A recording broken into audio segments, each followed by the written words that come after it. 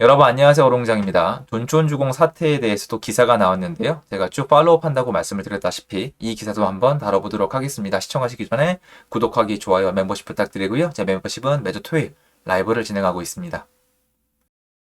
돈촌주공 사태 이후 신탁사 찾는 조합들, 표준계약서 마련 시급. 저는 유튜브를 통해서 여러분이 지금 뭘 봐야 되는지, 지금 뭐가 중요한지를 알려드리고 싶어요. 물론 사실 제 능력이 너무 뛰어나서 미래와 어떤 이벤트가 일어날 시기를 맞출 수 있으면 너무나 좋겠지만 저는 그런 능력은 없거든요.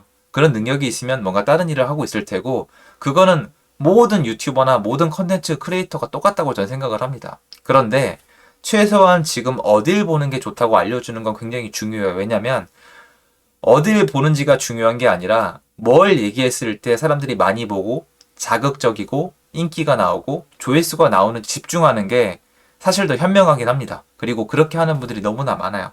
저는 참고로 잘못됐다고 생각하지 않아요. 저는 좀 다릅니다. 잘못됐다고 생각하지 않아요. 그렇게 하는 게 맞다고 생각해요. 저는 만약에 부동산 최고의 유튜버가 누구냐고 물어보면 그냥 구독자 제일 많고 조회수 제일 많이 나오는 사람이라고 생각을 합니다. 여러분 유튜버예요. 유튜버는 유튜브로 돈을 버는 사람이에요. 그리고 돈 많이 벌고 인기 많으면 됐지. 나는 조회수도 안 나오면서 내 말이 맞다, 내가 진짜다, 나는 다르다. 저는 아니라고 봐요. 그런 사람들은 통하지 않아요. 시대착오적이에요. 그래서 저는 딱 저도 요만큼이라고 생각을 하거든요. 근데 저는 여러분이 지금 맞는 걸 그쪽의 시선을 봐야 된다고 생각을 해요.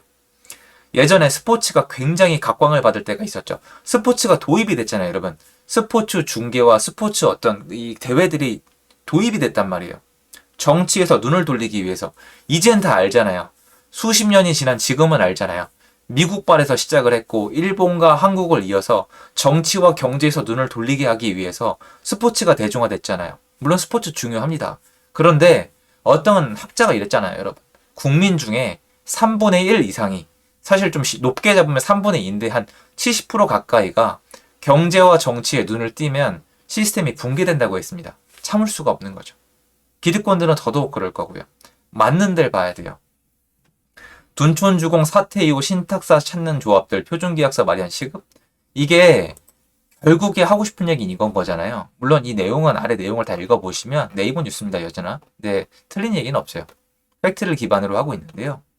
문제는 여러분이 보시기에도 둔촌주공 사태가 여전히 조합장과 조합원들의 어떤 비리와 그리고 시공사의 어떤 그 욕심 탐욕 이 두 가지가 맞물리면서 서로 간의 의견 조율이 안 된 거라고 생각을 하시는지요? 전 아니라고 봐요. 여러분 저도 당연히 정비 사업에 꾸준히 투자를 해왔고 지금도 하고 있고 여러 사업장의 조합원이지만 문제가 없는 조합은 없어요. 말이 안 됩니다. 그리고 제때 약속한 시기를 지키는 사업장은 단 한 군데도 없어요. 최소한 제가 지금 참여하는 곳 중에 뭐 언제까지 하겠다 그래서 지킨 조합은 하나도 없어요. 안 지켜져요. 왜 그러냐면 본인들이 정하는 게 아니거든요. 조합원들이 따라와야 되고 시공사는 솔직히 우리 권한 받기예요. 계약이란 말이에요. 명령이 아니란 말이에요. 그리고 돈이 들어와 있고 여러 가지 어떤 관계가 첨예하게 대립하고 있고 중간에 비대위가 들어올 수도 있고 소송이 걸릴 수도 있고 갑자기 의견이 바뀔 수도 있고 부동산 시장 분위기가 바뀔 수도 있고 모든 게 달라져요. HDC, 현대산업개발 했다가 또 그거 안 된다고 했다가 막 말이 되게 많단 말이에요. 완벽한 조합은 없어요. 여러분 이 싸움은요 원래 있어요. 조합장 구속되는데 너무 많아요. 정말 셀 수도 없거든요. 왜 그러냐면 여러분 그 건설 업계 아시죠? 대충은 아시죠? 여러분 만약에 한국에 있는 건설사 만약에 털어가지고 먼지 안 나올 때 있을 거라고 생각하세요? 이게 굉장히 이중적인 잣대가 나올 수 있는 얘기인 거 알아요. 여러분이 이렇잖아요. 아니 법대로 해라. 법 안 지켰으면 처벌 받아야 되는 거 아니냐. 이렇게 말씀하실 수 있는 거 알아요. 그런데 그럼 이 시공사나 건설업체 털면 안 나올 것 같아요? 제가 확실하게 제 의견을 말씀드릴게요. 불가능해요. 저는 아예 1%의 가능성도 없다고 생각해요. 그 정도로 깔끔하게 말씀드리고 싶어요. 제 의견은. 시공사나 건설 쪽을 만약에 털면은 먼지가 안 나올 수가 없어요. 왜 그러냐? 제가 하는 시행은 이런 종건사, 이 초대형 1군 건설사에 비하면 굉장히 작거든요. 그런데도 문제가 있어요. 다 못 지켜요. 왜냐? 다 지킬라 그러면 시공사가 안 들어와요. 안 해요.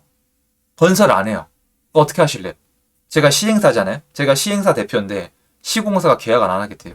그리고 시공사가 들어가는데 시공사가 뭐 하는지 어떻게 하는지 일일이 다 간섭을 해요.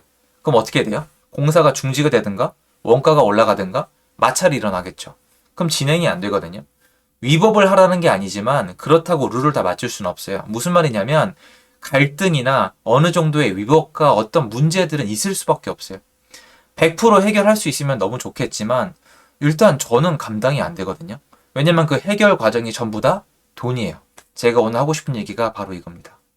문제는 원래 있고요. 이 문제를 해결하는 게 전부 다 돈이에요. 제가 시행을 할 때 지금 좀 많이 겪는 게 뭐냐면 땅을 팠다 하면 뻘이 나와요, 여러분. 저는 땅을 팠잖아요. 땅을 샀잖아요. 기존에 저는 이제 쓰러져가는 구축, 약간 폐가 이런 데를 사서 신축을 하는 편인데 부시고 땅을 파면 뻘이 나와요. 그러면 집안이 약하니까 건설이 안 되니까 보강공사를 해야 되는데 이게 몇 천만 원이에요. 그렇죠? 이런 것도 있죠. 그 인근에도 민원 들어온단 말이에요. 그리고 얼마 전에 여러분 이 원가, 철근 가격은 정말 핫 이슈가 됐었잖아요. 여러 가지 문제가 있고 이 와중에 시공사랑 당연히 마찰이 이루어지죠. 예를 들어 드릴까요? 시공사가 여러분 철근 가격이 올라갔어요. 그러면 시행사인 제 입장에서 얘기를 하는 거예요. 야, 철근 가격 올라간다고 온내방내 지금 뉴스에 나왔었는데 철근 왜 미리 안 사놨어? 톤당 난 이렇게 못 줘. 시공사는 우리 자금력이 안 됐습니다. 사장님이 철근 먼저 사놓는다고 돈 주시는 거 아니잖아요. 우리는 이때 그래서 샀고요. 저는 재고를 아무도 못 구할 때 일본산이라도 겨우 구해왔습니다. 이거 원가 올려주세요. 우리 아니면 이거 시공 못합니다. 자, 이렇게 서로 싸워요. 어떻게 됩니까? 그럼 법정 다툼으로 간다고 쳐요. 그럼 법정 다툼으로 가면 어떻게 됩니까? 판결 나는데 6개월은 무조건 넘게 걸리겠죠. 6개월이 뭐예요? 1년 넘게 걸릴 텐데요. 그러면 저는 땅 살 때 이미 대출 받았죠. 근데 시공 현장은 멈췄죠. 그럼 쭉 시간이 갈수록 어떻게 돼요? 일단 공사의 일부의 잔금을 못 받고 있으니까 시공사도 스탑. 얘도 분명히 빚이 있겠죠? 그럼 대출이자 다 나가고. 저는 땅 사고, 그리고 이제 건축비 또 받았을 거 아니에요. 어쨌건 간에. 그럼 은행에서 독촉이, 어차피 이자 내라고 할 거 아니에요? 그럼 전 이자 나가고. 그럼 둘이 싸우는 동안 좋은 데는 두 군데밖에 없어요. 법원이랑 그리고 은행밖에 없어요. 국가는 세금 다 가져가잖아요. 그러니까 이런 문제가 생기면, 이렇게 지금 조합이랑 시공사랑 문제가 생기면은 나라가 세금을 안 받습니까? 은행이 아니면 이자를 봐줍니까? 안 봐주죠. 우리 다 이 얘기 하잖아요. 우리 알 바 아니지 않냐? 그럼 생각을 해봐요. 그럼 조합이랑 시공사 간의 갈등은 있을 수밖에 없거든요. 있을 수밖에 없어요. 100%예요. 그러면 뭘로 해결할 건데요? 태어나서 처음 보는 시행사랑 시공사가 둘이 만났어요. 뭘로 해결할 건데요? 돈으로 해결해야죠. 아까도 철근 문제도 뭐예요? 사장님, 저 철근 원가 더 들어갔어요. 주세요. 나 못 줘. 이렇게 되는 거잖아요. 나 못 주는 이유가 뭐예요? 나 돈이 남는 게 없었는데 돈이 많이 남으면 서로 조율이 돼요. 그래서 생각해 보시면 규제가 풀린 시기, 규제가 상당히 좀 풀렸다가 이 부동산 쪽으로 자금이 몰렸을 때 개포동이 재건축으로 그렇게 고생을 하다가 한 번에 확 갔어요.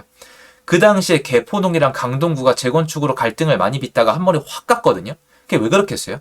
돈이 들어왔거든요. 그리고 이 돈이 들어오는 루트를 어떤 이 시스템이 막지를 않았어요. 근데 얘네는 뭐가 문제겠어요? 이 돈이 문제예요. 로또 분양이 문제라고요. 분양가 상한제를 풀어주면 해결이 된다고요. 그런데 또 뭔 얘기? 신탁사 얘기가 나오고 있어요. 자, 여러분 한마디 더 말씀드릴게요. 이거는 말이 안 돼요. 여러분 신탁사가 공짜일 것 같으세요? 엄청 비쌉니다. 하나 더 얻는 거예요. 둘이 문제가 생겼죠? 싸움이 붙었죠? 자, 국가가 세금을 안 받아가요? 그대로 받아갑니다. 은행들은요, 이자 그대로 받아갑니다. 신탁사는요, 문제 생겨도 돈 그대로 받아가요. 하나를 더 얹으라고요? 신탁사를 낄 수 있는 조합은요, 수익률이 무지무지하게 좋아야 되는데요. 수익률은 일단 분양가가 되게 중요해요. 분양가 상한제를 풀어주면은 신탁사를 찾든 안 찾든 조합이 선택을 하는데요. 지금 신탁사를 찾는 조합들은요, 돈이 남아들어서가 아니라 조합원들의 설득이 편하기 때문이에요. 현장 가보세요. 설명하기 좋잖아요. 여러분 둔촌주공 사태 보셨죠? 저렇게 조합과 시공사 간의 갈등이 무섭습니다. 저는 그래서 조합장으로서 저는 이번에 신탁사를 찾아가겠습니다. 그럼 나중에 또 무슨 얘기 나올 것 같아요? 야, 신탁사가 왜 이렇게 수수료가 비싸냐? 또 문제 나와요. 그러니까 신탁사가 여러분 가서 신탁사로 제대로 완료한 사업장을 가보시면은 수수료 엄청 비싼데 수익률이 워낙 좋았기 때문에 완성이 된 거고 조합원들 그 얘기예요. 우리 신탁사 안 끼고 했으면은 분담금 훨씬 덜 나왔다고. 그러니까 이것도 완벽한 방법은 아니에요. 제일 중요한 방법. 뭐가 진짜 문제인지를 알아야 돼요. 진짜 문제는 조합 자체가 시공사랑 같이 정비 사업을 하는 이유 자체가 여러분 돈이에요. 처음부터 목적이 돈이라고요. 그럼 돈을 벌게 냅둬야 되는데 제초안에다가 분양가 상한제에다가 각종 세금에다가 대출 막아놓은 거에다가 이 되겠어요? 지금 신탁사 타령할 때가 아니에요. 제 생각은 그래요. 지금 조합들의 문제는 신탁사 타령할 때가 아니에요. 지금 진짜 문제는 조합과 시공사 간의 싸움도 아니에요, 여러분. 원래 있던 거고요. 돈 있는 애들은 다 해결돼요. 물론 이게 진짜 문제인 데는 있어요. 조합장이 정말 심각한 범죄를 저질렀거나 시공사에 치명적 문제가 있거나 조합들이 정말 답이 안 나오는 걸 원하는 경우에 문제가 되지만 돈이 없는 조합은 그게 해결이 안 돼요. 일단 돈을 불어 넣어주고 그 다음에 문제를 차곡차곡 해결해 나가면 되는데 이런 식으로 가면은 물론 여러분 여기는 해결이 될 수밖에 없다고 말씀드려 왔잖아요. 여기는 사업이 안 갈 수가 없어요. 무조건 가요. 제가 이 얘기 지금 왜 드리냐면 어느 유튜버가 그랬다면서요. 여기 다 파산한다고. 초등학생이세요? 무슨 경제 공부를 안 해요? 이 부동산 역사 공부를 아예 한 적이 없어요? 저는 왜 무조건 가요. 제 입장에서 여기가 뭐 파탄이 날 가능성은 1%도 안 돼요. 무조건 가요, 여러분. 무모하게 들리시죠? 한번 보세요. 가나 안 가나. 간다니까 이거는. 이 사업장은 갈 수밖에 없는데 이거를 보고 사람들이 이 정비 사업에 돈이 진짜 중요하구나. 이 신탁이고 법이고 갈등이고 나발이고 돈이 진짜 중요하구나. 이걸 알아야 되는데 기사를 뽑아내고 컨텐츠를 뽑아내려 그러니까 계속 이 얘기예요. 조합과 시공사 간의 갈등, 조합장의 범죄, 뭐 이거 대출 연장이 안 된다. 속 들어갔죠. 대출 연장 안 되면 어쩔 건데요. 이 시공사가 대신 물어주고 나중에 협의하면 되는 뻔한 거잖아요. 그러니까 이런 것들이 계속 기사화가 되는데 여러분 중요한 건요. 분양가 상한제 풀고 이거 비싸게 팔아먹고 돈 남아 돌잖아요. 이거 그냥 가요. 근데 이거 아무도 못 봐주잖아요. 그래서 저는 여러분들이 초점 자체를 이런 게 아니라 정비 사업은 돈덩어리다. 돈 벌게 해주면 어련히 간다. 개포동도 강도궁도 상계주공 8단지도 그 수많은 업체도 다 돈이 들 때 갔었다라고 알아주시면 좋을 것 같고요. 점점점 돈 못 되게 하잖아요. 지금 뭐 둔촌주공 봐라 갈등이 무섭다 이러니까 정비 사업하면 안 된다가 아니라 애시당초 이전부터 돈이 안 되는 것 때문에 조합들이 굉장히 걱정을 많이 했고 이게 안 되게 하면 문제가 됩니다. 여러분. 문제가 돼요. 예전에 좋은 예로 여러분 렉스 아파트라고 해요. 렉스 아파트가 지금 용산의 첼리투스예요. 그 옆에 여러분 그 왕궁 아파트라고 있습니다. 그 추가 분담금이 한 세대당 5억이 나왔거든요. 그때 추가 분담금 5억 원을 선택한 아파트가 있고 하지 않은 아파트가 있어요. 같이 갈 수 있었어요. 옛날에 오세훈 서울시장 있을 때 한강 르네상스 때 지금 60층이 넘게 올라가지 않았습니까? 56층이었나요? 어쨌건 다르잖아요.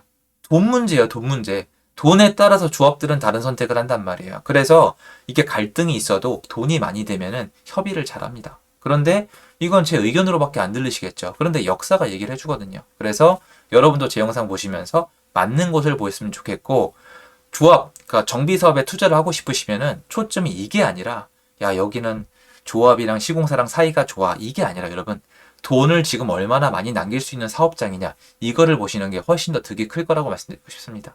도움되셨으면 좋겠고요. 제 영상이 여기까지입니다. 감사합니다.